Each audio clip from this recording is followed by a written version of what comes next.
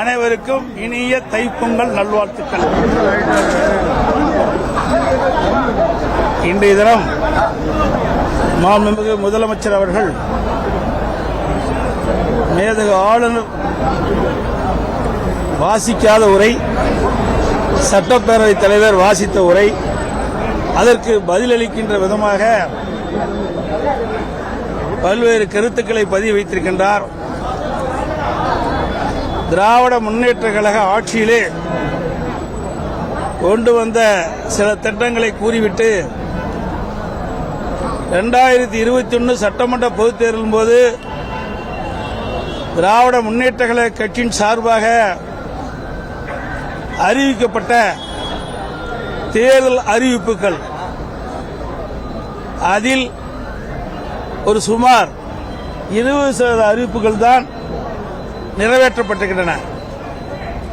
இன்னும் 80% அறிவிப்புகள் நிறைவேற்றப்படவில்லை.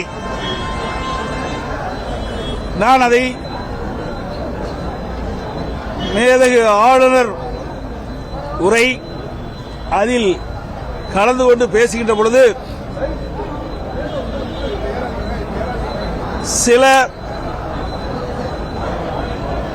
அறிவிப்புகளை சுட்டிக்காட்டினேன். 565 அறிவிப்புகளில் முக்கியமான அறிவிப்பு கூட இதுவரை நீங்கள் நிறைவேற்றப்படவில்லை. அதில் முக்கியமானது ஒன்று, நீட் தேர்வு ரத்து செய்யப்படும், நீட் தேர்வில் தமிழ்நாட்டிற்கு விதிவிலக்கு பெற்றுத்தரப்படும் என்ற ஒரு முக்கிய அறிவிப்பு. தமிழ்நாடு முழுவதும் திரு ஸ்டாலின் அவர்களும் திரு உதயநிதி அவர்களும் தேர்தல் பொதுக்கூட்டத்தில் பேசுகின்ற பொழுது திராவிட முன்னேற்ற கழகம் ஆட்சிக்கு வந்தவுடன் நீட் தேர்வு ரத்து செய்யப்படும் என்று. நேற்றைய தினம் நான் சட்டமன்றத்திலே பேசுகின்ற பொழுது, எப்பொழுது நீட் தேர்வில் நீங்கள் ரத்து செய்வீர்கள்? திராவிட முன்னேற்ற கழகம் ஆட்சி அமைந்து 4 ஆண்டு காலம் உருண்டோடிவிட்டது. எஞ்சியது இன்னும் ஓராண்டு காலமாக மீதி உள்ளது. எப்பொழுது இந்த நீட் தேர்வு ரத்து செய்யப்படும் என்ற கேள்விக்கு முதலமைச்சர் அவர்கள் பதிலளித்தார், எங்களிடத்தில் ஒன்றும் கிடையாது, நீதிமன்றத்தில் வழக்கு இருக்கின்றது, இது மத்திய அரசு நினைத்தால்தான் நீட் தேர்வு ரத்து செய்யப்படும் என்ற ஒரு அறிவிப்பை வெளியிட்டு விட்டார். கையை விரித்து விட்டார் நீட் தேர்வுக்கு. 2021 சட்டமன்ற பொதுத் தேர்தலின் போது இளைஞர்களை ஏமாற்றி, பெற்றோர்களை ஏமாற்றி, நாட்டு மக்களை ஏமாற்றி, கவர்ச்சிகரமாக பேசி வாக்குகளை பெற்று ஆட்சி அமைந்த பிறகு இன்றைய தினம் எங்களால் நீட் தேர்வு ரத்து செய்ய முடியாது என்ற அறிவிப்பை வெளியிட்டு விட்டார். நாங்கள் அப்பொழுதே சொன்னோம், இது நீதிமன்றத்தில் இருக்கின்றது, இது மத்திய அரசு நினைத்தால்தான் நீட் தேர்வை ரத்து செய்ய முடியும் என்று. அப்பொழுதெல்லாம் எங்களை ஏளனமாக பேசிய முதலமைச்சர் நேற்றைய தினம் அவரே நீட் தேர்வை ரத்து செய்ய முடியாது என்ற அறிவிப்பை வெளியிட்டு விட்டார். இதுதான் திமுகவுடைய இரட்டை வேடம். அதோடு நிறைய அறிவிப்புகள் நேற்றைய தினம் எல்லாம் சட்டமன்றத்தில் நான் பேசினேன், அதற்கு எந்த பதிலும் கொடுக்கவில்லை இன்றைய தினம். அதோடு விலைவாசி விண்ணை முட்டுகின்ற அளவுக்கு உயர்ந்து விட்டது.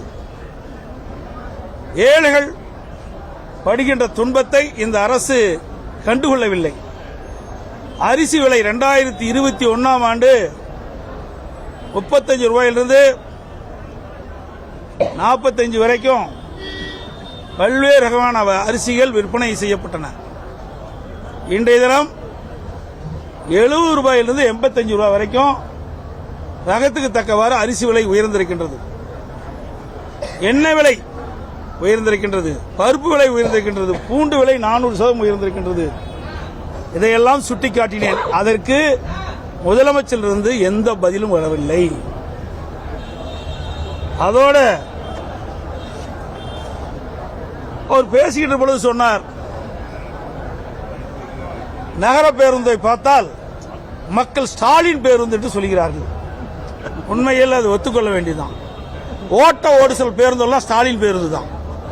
ஓட்ட ஓடுசல் பேருந்தெல்லாம் ஸ்டாலின் பேருந்து. அதுக்கு பொருத்தமான பேர் அவரே வச்சுக்கிட்டார். அங்கங்க வழியில் நிக்குது.